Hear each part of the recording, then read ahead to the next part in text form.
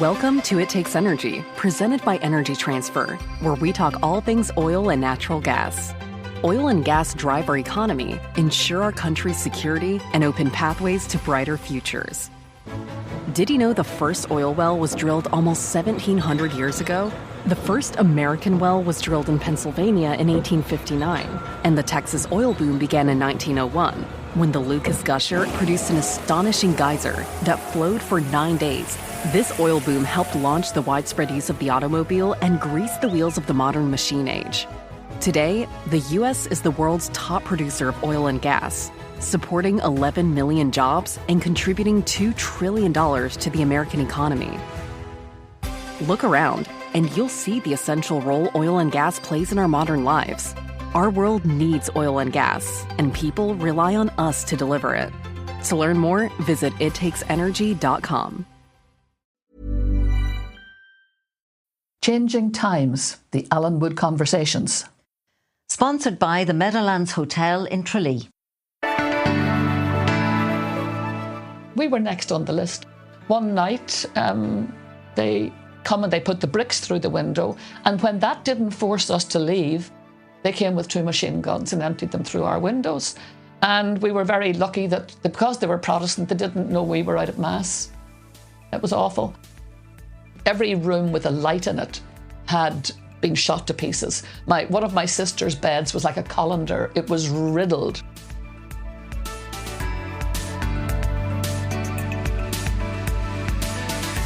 Dear listeners, ladies and gentlemen, you are welcome to Changing Times. And here we are in the village of Allenwood and the Bog of Allen in County Kildare, and I am about to interview my esteemed co-presenter on subjects like life, work, politics, love, the pursuit of happiness, and lots more besides. Now, it's not lost on me that Mary is one of the most influential and articulate people in this country. She was President of Ireland for 2 terms and gave 14 years of service to us as a country, as a nation. She's the first President from Northern Ireland and is a woman of substance, of high intellect, deep learning and huge empathy. At the moment, she's Chancellor of Trinity College Dublin. She was the first female Pro-Vice-Chancellor in Queen's, and I'm setting out to interview her. Now, you could be mistaken for thinking that this might be a daunting task, but it's not, because Mary has all of those qualities that I mentioned, but as well as that, she is a very kind, caring, warm, funny woman, a dear friend to me and to the many and varied groups of people who are part of her life, and a wonderful organiser, by the way, and she keeps us all together, makes us gather and to keep in touch. So Mary, this is your life, really, basically, isn't it? No scalpels. No scalpels. We say that to all of our guests, so the same applies here. Scalpels. But I just thought it'd be nice for people to, to get a little bit of insight into the woman behind the wonderful woman that we know in public life. Now, I know you were brought up in Ardoyne, but there's so many people from south of the border who would just like to know, like, what part of Ardoyne, what was it like? That would be nice to place it. Ardoyne is a suburb of Belfast, a working class suburb of Belfast, sometimes described as a Catholic enclave. It's not exactly. It's a much more complex place than that. I was born in the heart of Ardoyne, which is just rows and rows of wee 2 up, 2 down houses, little streets of 2 up, 2 down houses. And it had a long history, unfortunately, that area of sectarianism. The main road to the airport, when I was growing up, courses right through the centre of it. The biggest building in the area is, in fact, the Catholic Church, Ardoyne Monastery and Holy Cross Monastery. And then the fire station. I lived in behind the fire station. My parents, when they had 2 kids and were expecting a third, moved across the road from the little enclave that is sometimes described as Ardoyne to across the road, where we were the first Catholic family. Really? On that street we were. And that was an interesting kind of experience that has stood to me because it wasn't the norm. Mm-hmm. People in Northern Ireland, by and large, do live in areas that are delineated by religion, unfortunately. That road that I mentioned, that coursed up through Ardoyne, Nowadays, it has a massive wall, the length of it, to try and keep Catholics and Protestants apart. Even today, 2025, all these years after the Good Friday Agreement, it's quite shocking to think of it. But that was the nature of the place. That was, as the Troubles became more and more embedded, and it was clear they weren't going to go away anywhere soon from the... What age were you when, like, 1969, 70? It all started to kick off towards the end of the 1960s, 68, 69. But, of course, there had been strong sectarian undertones, that there had been the People's Democracy Movement, the Civil Rights Movement, and then the outbreak of completely unnecessary violence as the then Unionist establishment, which was a ridiculous regime of brutal ignorance and bigotry, instead of conceding the modest claims to civil rights of so many of their fellow citizens, decided to resist it violently. And of course, that then created a dynamic that just kindled, or rekindled, I should say, the dying embers of a culture of paramilitarism on both sides, both Protestant paramilitarism and what I might call Catholic, Republican and Unionist paramilitarism. They were stoked back again. And they were also stoked, of course, by a man who was dreadful at that time, though he later became an old softy, and that was the Reverend Dr. Ian Paisley. So there were all those strands when I was growing up. Bubbling. They were bubbling away. For example, in the street that we moved into when I was only a youngster, it's again just a little strip of little tiny semi-detached houses, slightly bigger than the little terraced house that we left behind, just a 1 minute walk away. And the neighbours there were an extraordinary mix of people. They were all Protestant at the beginning. Now, little by little, a few Catholic families came in, not many, but a few, including a man, ironically, my father's from the west of Ireland, from Carrick-on-Shannon, and the next Catholics to move in was a man from Giva, which is just down the road. Yep. So and that was good. And his daughter and I became lifelong friends, went to school together. But more importantly, the lifelong friends I made in that street, who were Protestants, also became very important. Now, there were... What always used to bemuse me was that on a Sunday morning, we Catholics all converged on the one church. On the other hand, my neighbours scattered in all directions. First Presbyterian, Second Presbyterian, Methodist, Church of Ireland, Gospel Hall. They were every variety. And then there were those that didn't bother at all. There were the people who were involved in the Orange Order and who were not liked by some of the people in the street who didn't like the Orange Order. Our next door neighbours, for example, were Protestant family. We went on holidays with them for years. They were my parents' closest friends. We were just completely entwined. And they had a horror of the Orange Order. They had a horror of sectarianism.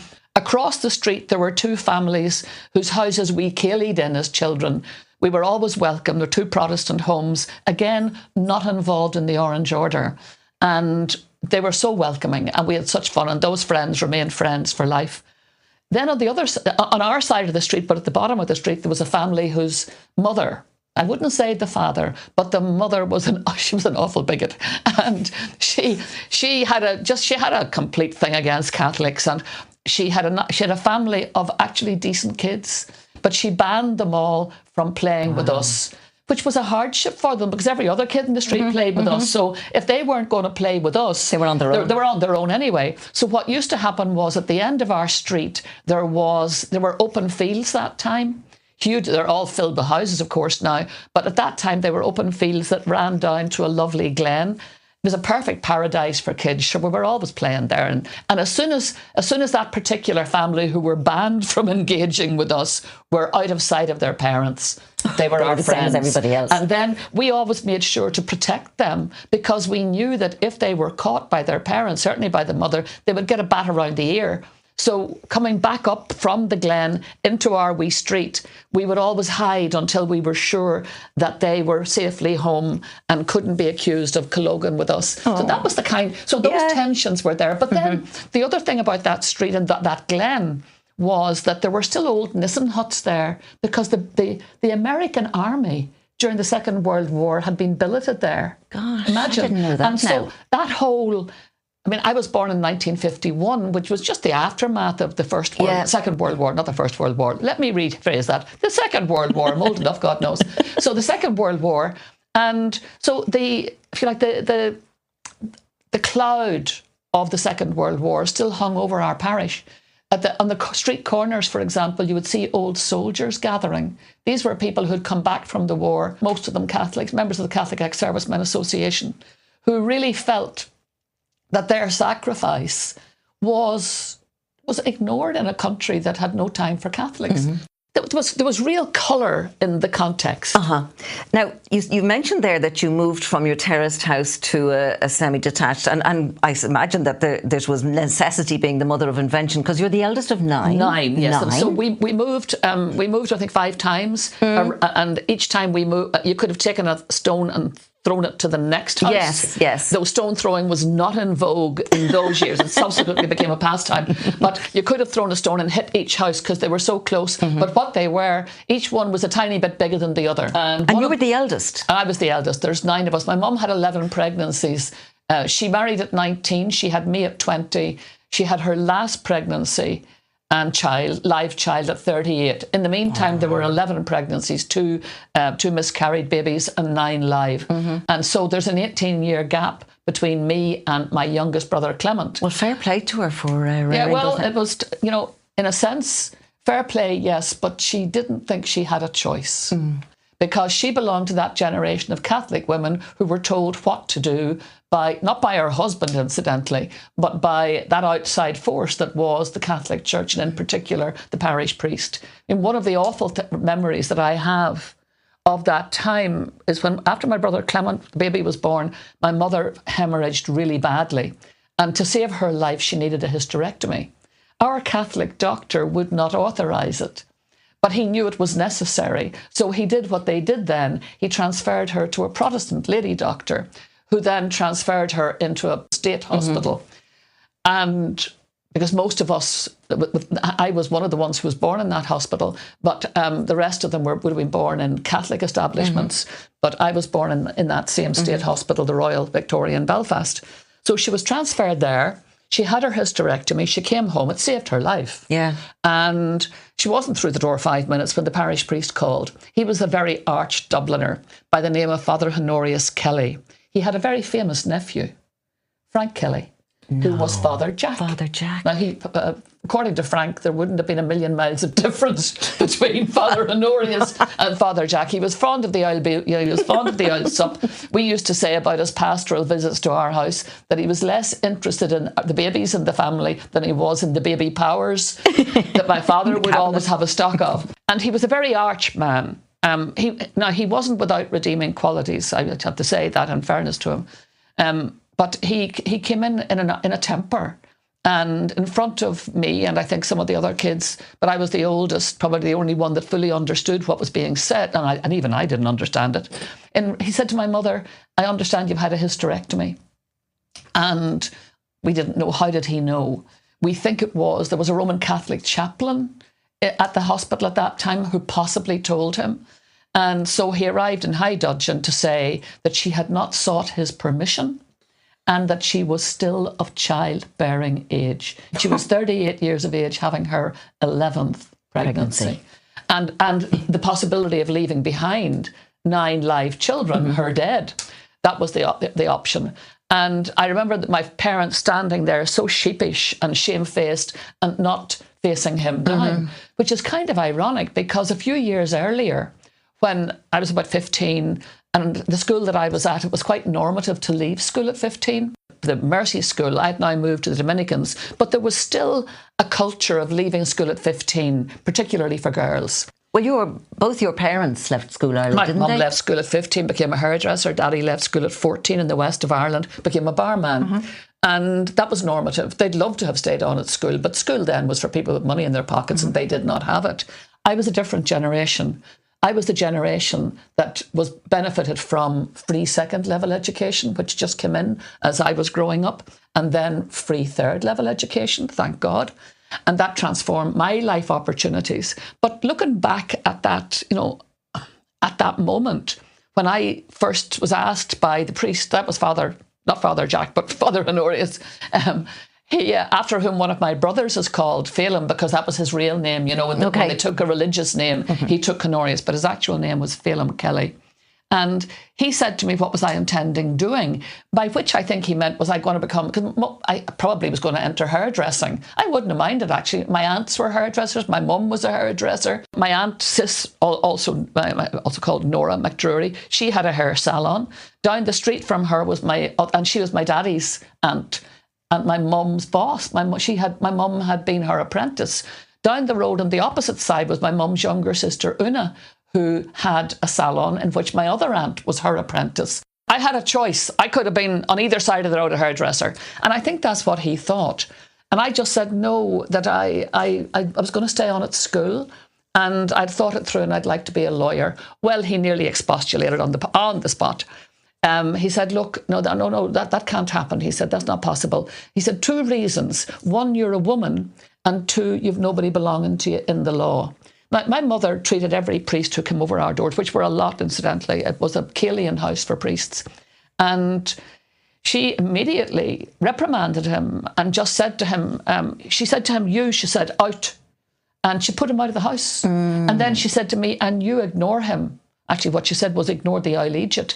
And, Good for I've her. often reflected back, it was the only career advice I ever got from either parent. And it was good advice. But in fairness then to him, and I have to be fair to him, because when I did stay on at school, and the girl whose daddy came from Giva, my great friend Eileen Gilmartin, she and I both got into university. So did other people in the parish. But we were his constituents. We were his parishioners.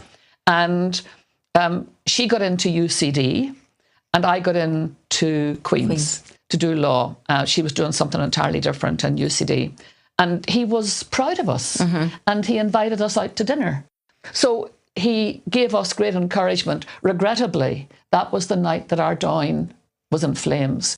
When we left it, the parish was kind of normal, but there had been huge tensions building because there had been all sorts of trouble up in Derry, huge sectarian violence. And I wanted to ask you about that because, you know, as I said earlier, in the Republic, we watched the news, we listened. We had no idea about what was going on. And what was the impact of when the troubles did escalate on you and your family and your friends living your lives? I mean, we see Derry girls, but that's just... Well, that just skates the surface, let's face it. I mean, and of course, why wouldn't it? It's comedic, it's a comedy, it's meant to entertain. It wasn't entertainment, that's the truth of the matter. It was traumatic and it was appalling. And Ardoyne, unfortunately, very quickly became the place with the highest incidence of sectarian murders, bar none.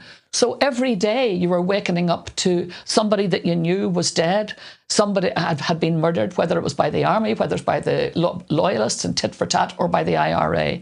And that sequence of tit for tat continued. And then the loyalists in particular, of course, had decided very quickly to try and put as many Catholic families out as they could. So whole streets were put out.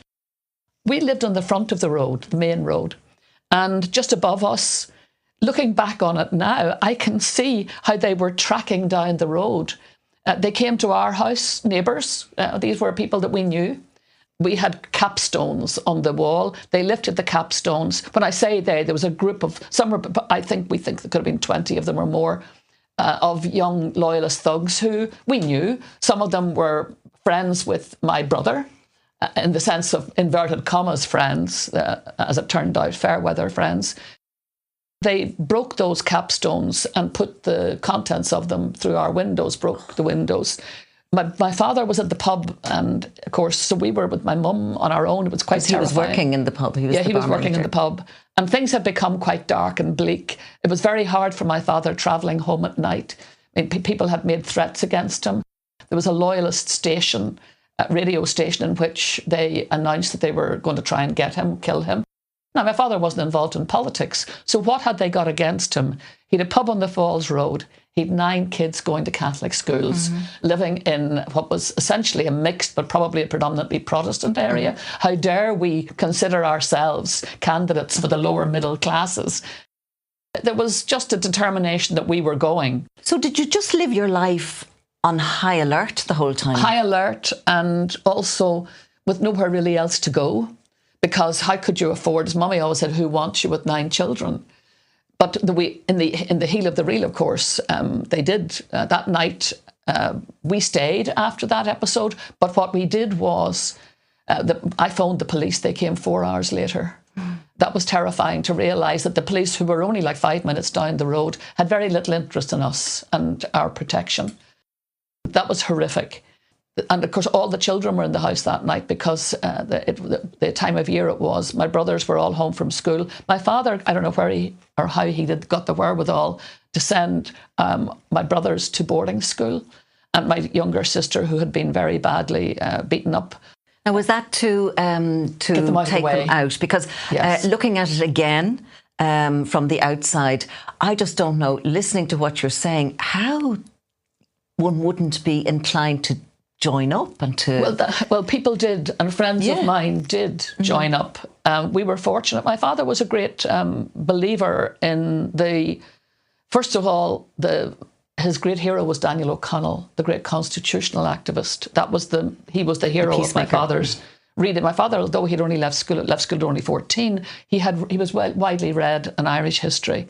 And the other great hero of our house was John Hume, who was very much in the Dan O'Connell tradition. So there had never been a tradition on my father's side of joining the IRA. There had been on my mother's side. Her father had been a member of the old IRA. But in fact, most of us didn't know that at that time. It was a very well-kept family secret. So nobody talked about that. But my father, with 5 sons and 4 daughters, was adamant that they were not going to be pawns in the hand or conscripts.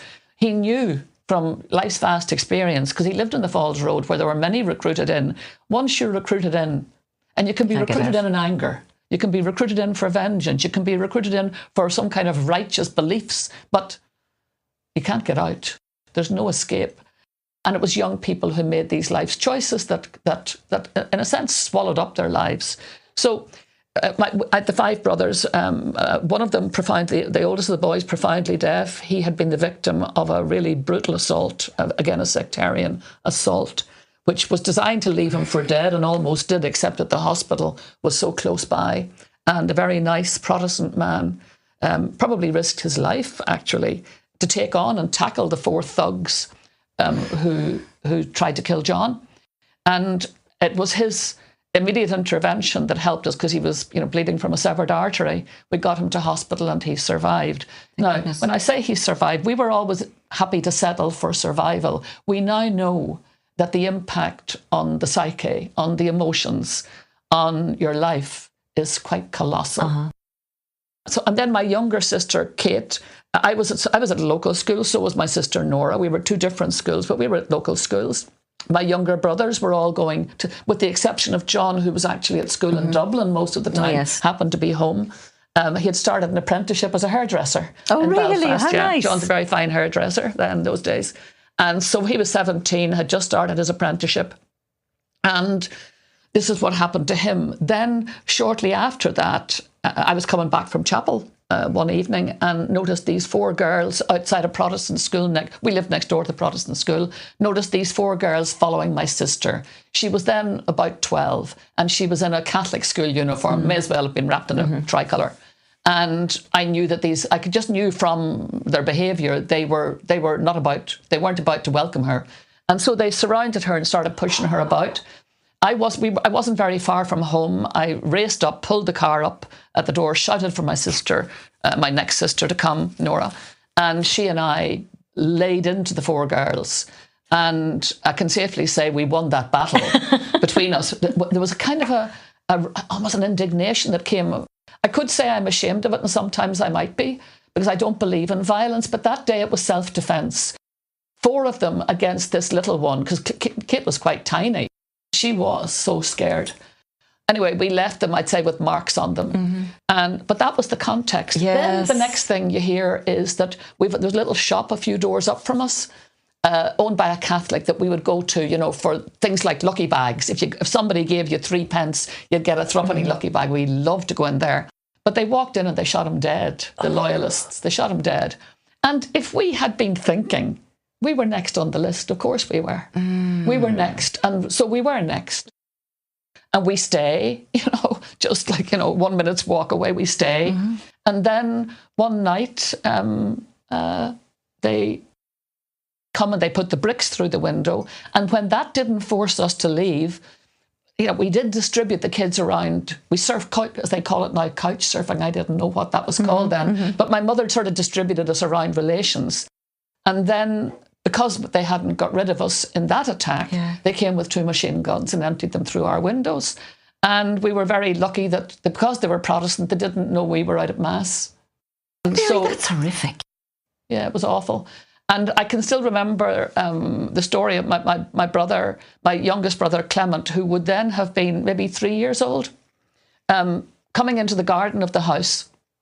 Bear in mind, every room with a light in it had been shot to pieces. One of my sister's beds was like a colander. It was riddled, just riddled. But the little fella comes into the garden, coming home from Mass, and he sees the casings lying and he's running around picking them up as if they are toys. Or acorns or something. Yeah. And it's only then that my mother realises, dear sweet God, they've been here. Yeah. And we never stood in that house again. I never stood in that house again. It had been a happy home. It had been a fine home that my father provided for us. But we never stood in it again. And my father went back the following day to try and rescue bits like photographs, like clothes. But they had raided anything that was valuable in the house they had taken. And they had also placed a sniper on the roof, probably realising that he would come back. And thank God that particular day, the British Army and the police were at the door, parked outside our door, and watching, observing. My father went in and one of the soldiers came to the door and said to him, I'm very sorry, he said, you need to leave, there's a sniper up there trying to shoot you. So my father came out, went to get into his car, when a police officer came over and told him that his tax on the car was 2 days out of date. That was the only comment he had to make on a Catholic family, having, been the victims of attempted murders on all sides. So we never really got to the bottom of that. But I was able to work out from first principles by just observing what happened subsequently, who attacked our home. And that was then verified by the police. They were able to tell us that the 2 people who were involved in that murder attack on my family had themselves been murdered in an internecine war among themselves, where loyalists fought loyalists. So the 2 of them were murdered. One of them apparently, because somebody said he just wasn't a nice person. Well, I can confirm that, obviously. And so that was life. And then my father's pub, he had this pub on the Falls Road, and the loyalists planted a car bomb outside it. And my father got everybody, there was a warning given, but the car, when these guys jumped out of the car and people realised, and the alarm went up, and luckily our pub was called the Long Bar. It had a front door and it ran through 2 streets. My dad got everybody out, everybody was safe, but he went back to check to make sure that everybody was safe, and he did a very stupid thing. He went out onto the front of the street, and where the car bomb was now like about, 30 feet away from him, it exploded. Didn't hit him, luckily enough, but there was a young woman across the street who ran across the street because she believed her child to be in danger. As it turned out, the child was perfectly safe, had been taken to safety. And my father saw her fall, presumed that she tripped or fainted, went to lift her, and it turned out, of course, that her neck had been broken by shrapnel and she was dead. And the trauma drove him into what we now know as a kind of catatonic depression, post-traumatic stress, whatever you want to call it. And so for the next couple of years, he was kind of out of action. He just wasn't present. Changing Times, the Allenwood Conversations. Sponsored by the Meadowlands Hotel in Tralee. But Mary, from your point of view as well, incidents like that you have endured, how did they inform your life as a young woman going forward and going to Queen's and studying and then ultimately becoming president of the country? Well, first of all, I looked at the absurdity of this, of neighbours wanting to kill neighbours for a form of politics on the one side based on outrageous bigotry and hatred, which was what it was, and on the other side, an inescapable Irishness and religiosity, or membership of a religious faith system. And the burden of that really got inside my head. I mean, I had friends who joined the IRA and I had friends who joined the Loyalists because I was living in a Protestant area. My sister Catherine was bridesmaid to a Plymouth Brethren family's daughter, who were our very good neighbours. Their son went out one night and killed 5 people, murdered a member of a Loyalist gang. 4 of them were Catholics. One of them was a neighbour of ours who was a Protestant, whom they mistook for a Catholic because he was walking past Ardoyne Chapel. Now, that's how stupid things were. That poor man died in the arms of my cousin, Paddy, who was a newsagent who heard the shot, came out and whispered into that man, didn't actually recognise him at first, but subsequently did, whispered as Catholics do, an act of contrition in his ear. And then when he discovered that he was this lovely Protestant man, felt, oh my God, maybe his family will think that I should not have done that. Poor Paddy, that wrecked his head for a long time. I had the privilege many years later in the Aras of meeting the daughter of that man who died. Her mum got early Alzheimer's. She was reared by other members of the family who never introduced her to the tragic circumstances in which her dad died, and her mum essentially disappeared, as happens with people with Alzheimer's. They disappear into themselves. That woman came to the Aras. By pure coincidence, she decided she would check up on the file on her father's death, and she found my name there. Why? When I was asked many years later to do a thing for RTE on the deaths that had impacted me, I mentioned him. That found its way into, believe it or not, a police file somewhere in the north. And she found that reference. And then she came to the Aras, and I told her what I knew of it. But I said, look, I don't know if you know, my cousin was with him when he died. And here's what he said. And I said, he always worried that maybe your family would feel offended at the use of this Catholic ritual. And she just started to cry. And she told me, you've given me the best gift I could have got. Oh, to know that somebody cared about how my father entered heaven. Look, that was it. That's how stupid, absurd, ridiculous war and conflict are. And I was lucky that the absurdity of it and the wastefulness of it is what always got my goat, And so when people like Dolores Price and I were on the same debating team at school, she went one way, I went another way. I was shocked to know, because even though we went to school together for 7 years, sat in the same classroom, we're on the same debating team, I'd no clue where her politics went. We never discussed that. And I'd no idea about her family background and the tragedy of her family background.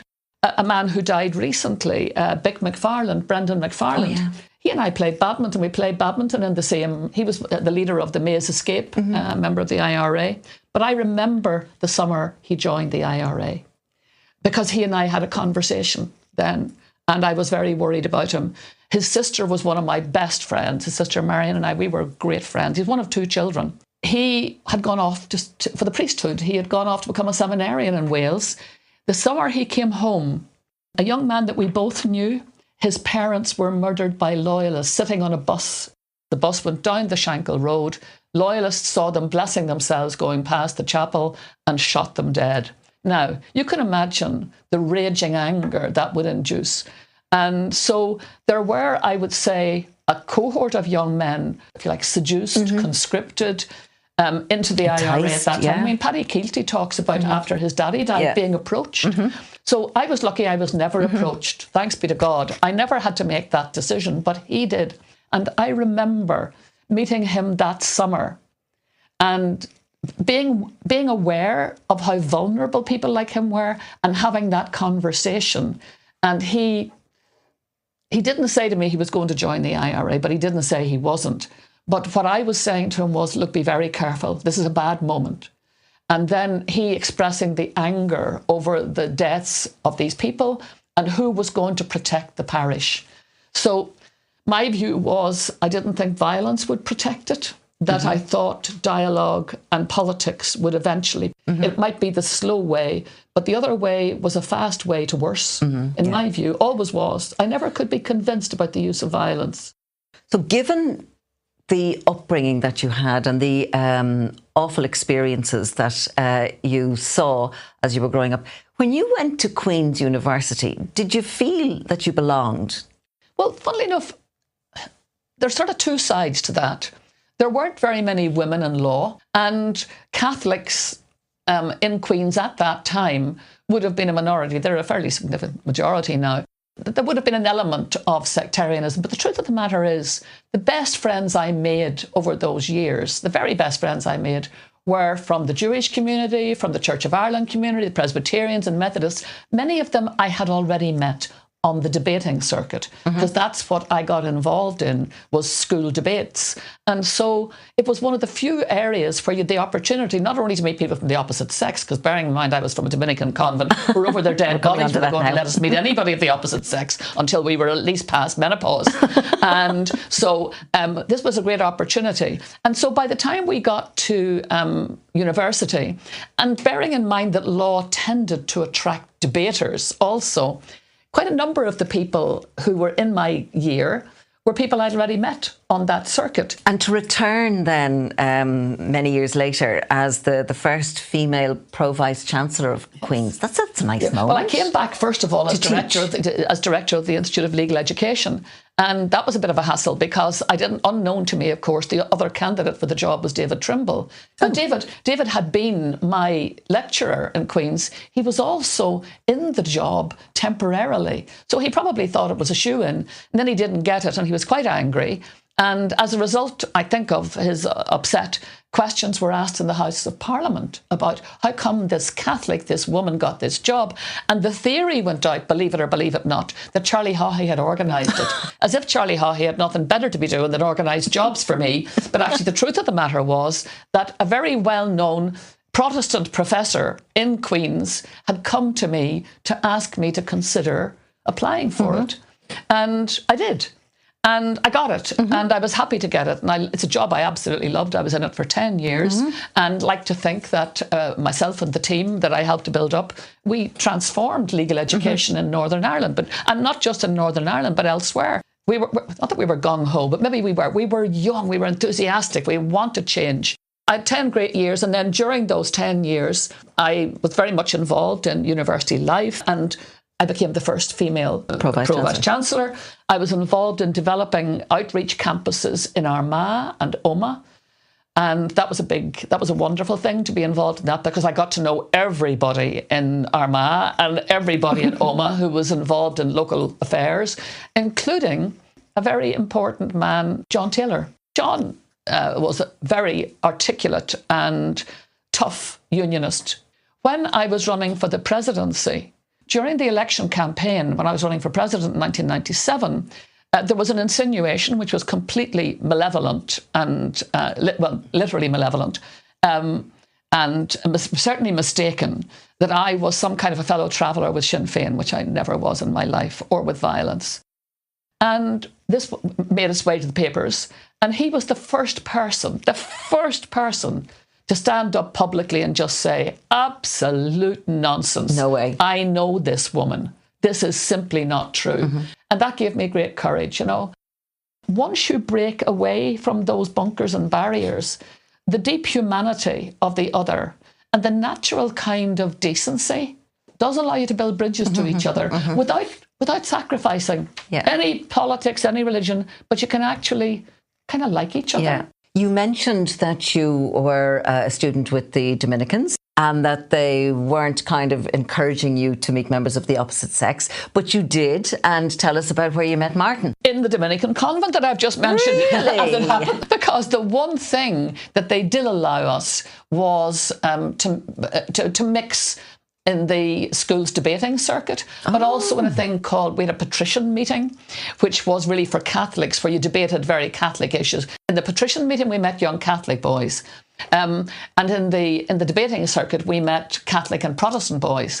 In the St Dominic's Falls Road study hall, one famous night, there was a round in I think it was the Belfast Business School's debating competition.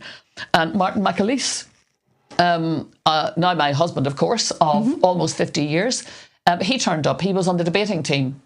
And that was where we first encountered each other. I didn't realise you'd known each other since you were teenagers. 17. Yeah? Wow. Since we were 17, yeah. And you had a lot in common, but... The only thing we had in common at that time was his best friend that I was interested in. So there was a bit of an old triangle went on there for a short time until we got that resolved. And Martin made sure he got that resolved in his favour. And so that... But the GAA, we're both mad into the GAA. Martin was the captain of the Antrim Miners, so that was a big, cheesy thing. And he was a handsome fella as well, may I say. He still is, Mary well, there you go. McAleese. And we had more hair then, of course. But he was captain of the Antrim Miners. He was the first ever minor footballer to be flown home from England one summer. And this caused consternation. This was the GAA getting above itself then. Flying fellas home to play matches. And so I became a kind of a GAA groupie going to all the matches, and then we both went up to Queen's at the same time, you see. Oh, and, right. He did accountancy and dentistry. Well, no, he did physics. He skipped first year in physics, yeah. He was so smart. And then he came out the far end of that with a degree in 3 years. The rest of us had to struggle through 4 years. He did accountancy, then came to Dublin, to what was then Kennedy Crowley, became Stokes Kennedy Crowley, became KPMG. And his great mentor to the day he died was the man to whom he was apprenticed on day one, and that was a man called Lawrence Crowley. Oh, lovely man. A wonderful man, and a great mentor to Martin, a great supporter of mine over all the years, but a great friend. So Martin came there in 72 and roomed with 3 great Kerry men, one of whom was the infamous, the most wonderful, legendary Moss Keane. Martin and he met up playing Sigerson football. And I wasn't allowed to go to the Sigerson when it was being held in Galway because they had a reputation for being a wee bit on the obstreperous side. There could be couches removed from hotels and parked on motorways on the night of a Sigerson dinner. But that was the beginning of a wonderful friendship between Martin and Mossy. They had fun times, didn't they? I mean, it's no accident that I've only got 2 grandchildren, and the youngest of them is Mossy. You couldn't even begin to describe Moss because he is legendary, and he was so funny and so talented and so good. I would say those guys were all inoculated against everything from Ebola to Lassa fever because they washed nothing, they cleaned nothing, they never opened a window. When you went in, you had to kind of navigate into the narrow hallway, into the living room, past a large plank. And that plank came right across the hallway, but it ended up in the fire. And it was lit in the fire. It was making its way to the fire. They just kept nudging it up. And when the plank died a death in the fire, they would go out to the building site 2 or 3 doors down, and they would rob another plank from the scaffolding. The tragedy of those 3 fellas, and they loved life. Not one of them lived to collect a pension. Martin's the only one did. Gosh. And that's the tragedy of them, This house, incidentally, was on Garville Avenue, I think, just directly opposite Rathgar. Jacqueline. Yeah, Jacqueline. It looked a very elegant house until you realised who lived in it. And then these fellas would just turn up and they'd be given half a bed or a floor to sleep on. But the big no-no, and it was the only vanity, I'd say, that Mossy had, nobody dare sleep in Mossy's bed now. And there's a famous night when he came home from the pub, and this fella had got in ahead of him, some fella from down the country who was looking for a bed for the night. And he had been warned not to get into Mossy's bed, but he did. And then he heard Mossy galumping up the stairs at whatever it was, 2 or 3 in the morning, leapt out of the bed and into a wardrobe. And of course, Mossy heard the shenanigans, knew rightly what was going on, lifts the window open. Now, these were big, big, big windows. And this was a kind of a modest, it was not a fancy, elegant antique wardrobe. And Mossy lifted it and pegged it out the window. First floor window. With the guy in it. And the guy in it. Now, luckily, the fella in it was as drunk as Mossy was. And he jumped up and leapt out, apparently unscathed, which was amazing. So Martin and I, years later, after I was elected to office, we go visit Jack Lynch across the street. Jack wasn't that well at the time. Maureen and I were sitting chatting, and Martin just happened to advise that he had once upon a time had lived in Garville Avenue, quite close by. And somebody mentioned Mossy's name. Well, suddenly Jack leapt into action. Suddenly he just became so animated. That fella, he said, that fella, I could tell you stories about that. He said that you wouldn't even begin to believe. He said, I came home one night after a bad night in government. We lost a vote. And he said, I came in and Maureen poured me a little glass of paddies, and I was standing in the window looking out, wondering, what next? What do I do next? And he said, looked across the street. And damn it, the window of the house across the street opened, and there's Moss Keane standing in the window. And the next thing I see is Moss pegging out the window a wardrobe. And I'm looking at Martin going, don't tell him. Don't tell him you were in the house that night. Don't tell him you knew who was in the wardrobe. Well, it was just one of the funniest. But that's what Mossy brought to our lives. Yeah. He brought such goodness and kindness and fun. You and Martin got married and have 3 children. And with regard to living in, well, you didn't live in Dublin, you lived in Meath, didn't you? Well, actually, we lived out your neck of the woods. We lived out near Knockline for the first year we came to Dublin. Oh, yeah, we did. Okay. We rented a house out there belonging to a friend. And so we lived out your direction. And then we bought our first house, which was in County Meath, near the village of, in a country area near the village of Dunshaughlin, between Dunshaughlin and Ratoath, where we lived for the next 10 years. Martin now was working with KPMG. He had moved on from that to work with Aer Lingus company, where he was the financial controller. And Aer Lingus had decided they had a number of travel companies. Blue Skies, Enterprise Travel, Sunbound, they were going to amalgamate them, so there would now be just one chief executive, one financial controller, kind of an unsteady time, who would come out the far end. And Martin must have been thinking, well, I wonder what I should do. And he decided then that come what may, he would go back to university and do dentistry. Then the next thing, he got offered the top job. He was called out to Aer Lingus head office and offered the top job, CEO of the whole new company, and he decided he would turn it down. I was going to kill him. And he went back and did dentistry. Was it during that time that you worked also in RTE? I worked in RTE I worked in that full-time from 79 to 81, and then part-time from 81 to about 85. And what was that like, Mary, for you? The first year was wonderful, absolutely wonderful. I worked in current affairs in a programme called Frontline. Yeah.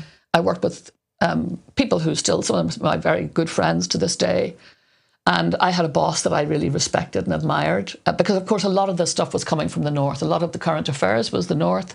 And Peter Feeney was my boss there, who was extraordinarily well versed. He'd studied there. He had done a master's degree there. I think he'd worked there. He knew what he was talking about. And also, he was the kind of boss who you could respect. He knew how to be a boss. He knew how to be affirming and supportive.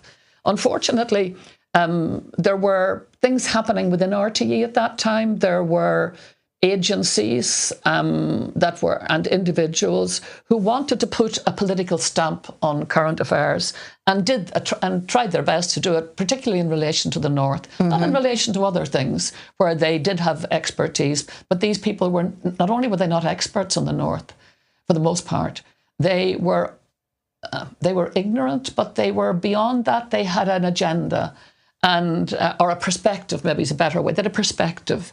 And I didn't fit in with that. I was a Northern female Catholic, and I was also a journalist who was quite determined to honour the code that was set out in legislation, that our job was to tell the news, our job was to tell the story. It wasn't to skew it in any way. Or to influence it, but merely to tell it, and to tell it honestly. I found that the culture that I had then shifted into when I got a new boss and a new programme in the early days, Today Tonight, that it was not a happy experience. Made very unhappy by the fact on my very first day, I read in the newspaper that I was being moved there. So that's not a very good way to treat people, is it? No.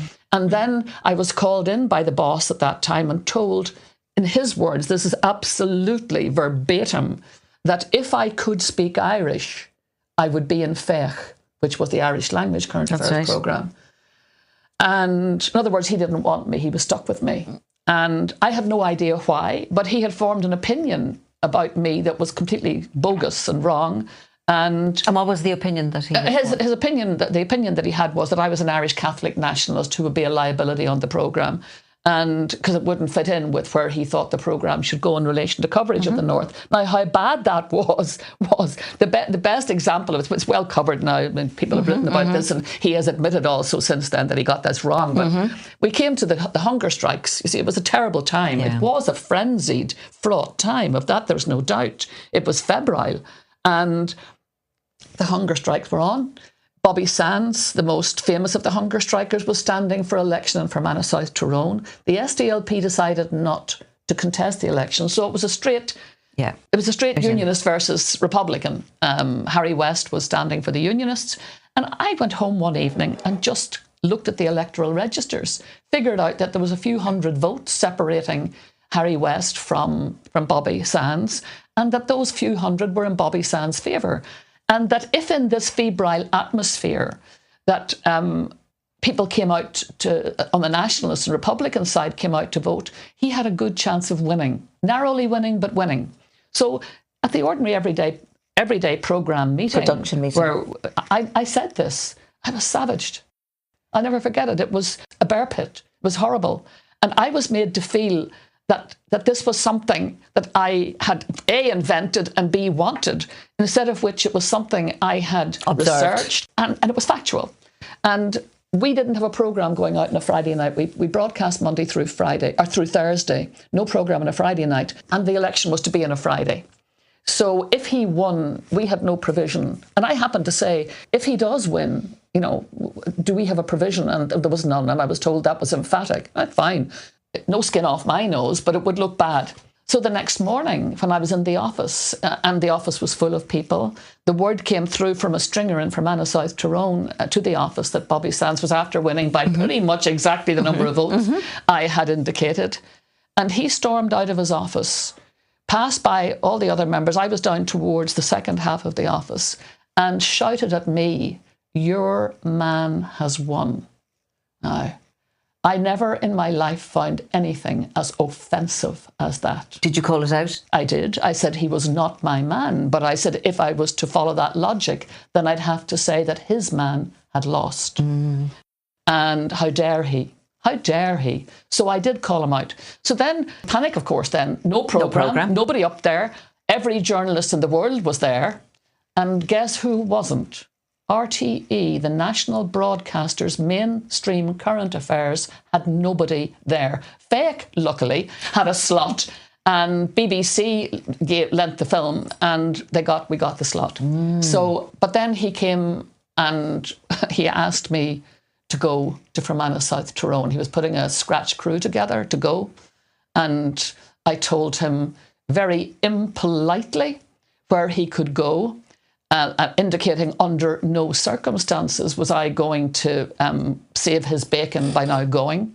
And I didn't. I told him that I had something very important to do. And that important thing was going home via Superquinn and buying my weekly groceries, which is exactly what I did. That was the end of the happy time in RTE. That was the end of the happy time. Yeah. Shortly after that, I and a few others besides, I wasn't the only one who found life there impossible. I mean, the treatment of other journalists in that programme was quite disgraceful. Some of them were called fellow travellers with the IRA. And nowadays, you see, you just sue for defamation. If that happened now, you'd go to the workers. You'd go to law. Yeah. But we didn't have that backing then, and regrettably. And so, tragically, in a job that I had been happy in, I decided my conscience could not allow me to work in that atmosphere. Well, I would come back and find Workers' Party tracts left on my desk by a member of RTE staff, whom I observed doing this. He wouldn't know that I saw him doing it, but I wasn't the only one. A few of us came back from lunch early, and so we know who it was put those tracts on our desk. So we knew what was going on, and I just couldn't. I was lucky, you see, I had a choice. And in my mind, I was saying, well, I'm going to have to go now. Tragically, for us, Martin was now back at university. I couldn't afford to do nothing. I had to have a job. But my old boss in Trinity heard that I was unhappy and thinking of leaving, and he rang me and he said, "You've got to come back." And I did. I continued to work in RTE but with a different crew on a different kind of current affairs, a European current affairs programme called Europa. Pat Kenny was wonderful to me. Gay Byrne was wonderful to me. Pat had radio programmes that he invited me on, and I would do slots on that. So there were people in RTE who knew the injustice of this and who went out of their way to make me feel that I was welcome. I relished the fact that I could stay within RTE, and indeed that Trinity allowed me to do this part-time, very part-time broadcasting. And I did it to make the point, because at that time, unfortunately, the National Union of Journalists Broadcasting Branch, which was a disgrace, an absolute disgrace to freedom of speech, they suspended my membership. Because when I was asked about these new jobs I was doing, which were quite small, I said, I just loved it so much that it was like a hobby. And what I meant by that was it was just such a wonderful feel. Privilege and feel. And they took that and said I was double jobbing. But that again was the Workers' Party crowd. That was their influence. They were poisonous. Can we move forward to 1997? Yes. And what was it that motivated you? Because you were working away, you were rearing your family. What motivated you to actually go for the presidency? The fact that we didn't have peace still in Northern Ireland. Okay. The fact that within Northern Ireland we still had huge hostility between the two communities. The fact that across the border, as you mentioned, people south of the border had very little understanding of what was going on. The land border in the European Union, bearing in mind we were both then members of the European Union, the land border with the least commerce across it within the European Union was the land border on the island of Ireland, which was a nonsense, and everybody shooting themselves in the foot. And the relationships between Britain and Ireland, which had been not great, now looked like they could improve. Why? Because Bertie Ahern was now Taoiseach and Tony Blair was Prime Minister. And these two guys, they're both pragmatists. They had created a new culture of what I call just mutual respect, decency. And this was not normative in Northern Irish politics. We had the big advantage of George Mitchell, who was now single-handedly showing politicians in Northern Ireland how to engage with each other in a mutually respectful way that actually built up a platform that could lead to consensus rather than the conventional way of being raw and ignorant and rude to each other that constantly led to breakdown. So I had been always, over most of my adult life and teenage and adult life, involved in ecumenical endeavour, anything cross-community, I was involved in it. Anything involving the interchurch, I was involved in it. Anything involved in peacemaking, I was involved in it. When the Redemptorists, the religious order in Belfast and Clonard, decided they would engage in what they called a peace ministry, trying to focus on the paramilitaries and on getting them towards ceasefire. They decided to set up in Clonard Monastery a peace ministry led by Father Alec Reid, one of the very few priests who would go into and who was respected on all sides, incidentally, Protestant and Catholic. And he would go into the prisons, and he was the first man. He'd been going in since the 70s and 80s, and he began to intuit tiredness in this generation of IRA guys. They were in prison 10 years, 15 years, 20 years, and they were saying, now what? Now where's it all going? They kind of realised they couldn't win and they couldn't lose. The Brits couldn't win and couldn't lose. So it was catch-22. Something had to give. And in that moment, he decided that to get them to realise that they needed to form an alternate strategy and that strategy should be focused on politics, that John Hume was the man who could persuade them, but he'd have to do it through a mediator, and that mediator was Gerry Adams. Because Gerry, of course, was a very strong leader within republicanism, would be listened to. So he started an engagement between John Hume and Gerry Adams, and he came to my home. I was very friendly with Alex. He came to my home and he said, I need you to help with this. And I said I would, and I did. And so when they met, I would be in the room with them, along with another man who was the head chairman of the Irish News, or the main nationalist newspaper. So the two of us, we were kind of the observers of the dialogue. And we saw how, first of all, Adams treated John Hume with the respect that any apprentice would have for the master. And that's the truth of the matter. I think he would admit that. The transfer of knowledge, of language was palpable, and I thought it was wonderful, and I could see that it was going to be transformative, as it was eventually. But it also, of course, ruined John Hume's life. The stress that was put on him by his own people, by his own friends, by his neighbours, even by some members of his family, as his wife told me, by people, by the Sunday Independent that tormented him. But John had that amazing pastoral capacity to keep focused on the gospel of love and the future. He didn't care about himself. And people in the SDLP thought that he was selling the SDLP down the Swanee. For him, the SDLP, which he'd helped to found and to keep going and gave it its greatest power and its greatest chapters in history, the SDLP was not what it was about. It was always about the future and about peace and reconciliation. And so to watch him, I mean, I served my apprenticeship to him in those rooms. And I had admired and respected him. He was my Dan O'Connell. Yeah. Well, when you then... So that was the background. Yes. I mean, I didn't think Mary Robinson was going to leave. I thought she was a shoo-in for another 7 years. And honestly, when she decided to go, I thought John Hume, has to be John Hume. And then Father Alec came to me and said, what do you think? Would you run? And I said, no, this is John. John has to do this. And he went to John, and John said, no, that peace... bear in mind, it's 97. Peace process is still very powerless, and it's John's peace process. It's his language. He's been nagging at us since 1963 with this stuff, and he stuck with it. That he would have been a shoo-in, absolutely. But so Alec came back and he said, no, you have to think about this now. As indeed another friend of mine who became a mastermind, Harry Casey, who a teacher in Navan, he became the mastermind of the campaign.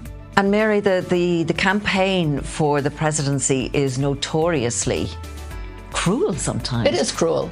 I didn't expect it to be easy. I mean, I was an observer and had been a journalist long enough to know just how miserable things can be. And Mary Robinson didn't have it easy, believe you me, when she stood for election.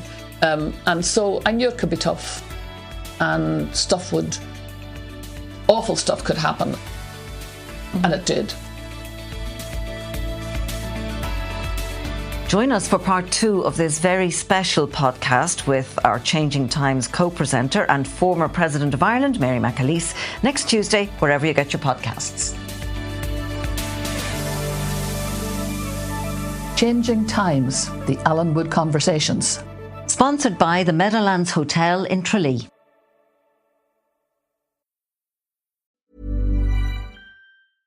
This is Paige DeSorbo from Giggly Squad. Opill is a game changer for sexual reproductive health. They're the first over-the-counter daily birth control pill available in the U.S. Finally, the days of needing a prescription to get birth control are over. Opill is FDA approved, no prescription needed, full prescription strength, estrogen-free, and available online and at most major retailers. So when there's no prescription, no appointment, there's no hassle. No more waiting at the doctor's office to get a prescription. Opill will be easily accessed over the counter, in store, or online, and will be ready for when you need it. Opill is available online and at most major retailers. Use code GIGGLY for 25% off your first month of Opill at opill.com. Did you know that selling your home is one of the top 5 most stressful things you do in your lifetime? Hi, I'm Sarah Reynolds, CEO of Reynolds Empower Home Team with Keller Williams. Debbie and I are here to help remove the stress of selling your home by guaranteeing in writing that if your home doesn't sell, we will buy it. That's our guarantee. Many agents promise to sell your home, but can they guarantee it in writing? We can. Call us to sell your home today, guaranteed. 703-637-SOLD or go to debbiehasthebuyers.com. Welcome to It Takes Energy, presented by Energy Transfer, where we talk all things oil and natural gas. Oil and gas drive our economy, ensure our country's security, and open pathways to brighter futures. Every day, more oil and natural gas than you can imagine moves across the U.S. through 2.5 million miles of underground pipelines, hundreds of rail cars, and countless tanker trucks to meet the needs of our country. But did you know that pipelines are 40 times safer than rail and truck, according to government statistics? Companies like ours use state-of-the-art satellites and sophisticated control centers to monitor pipelines 24 hours a day, 7 days a week. We're dedicated to getting you the energy you need safely and reliably. Look around, and you'll see the essential role oil and gas plays in our modern lives. Our world needs oil and gas, and people rely on us to deliver it. To learn more, visit ittakes.energy.com.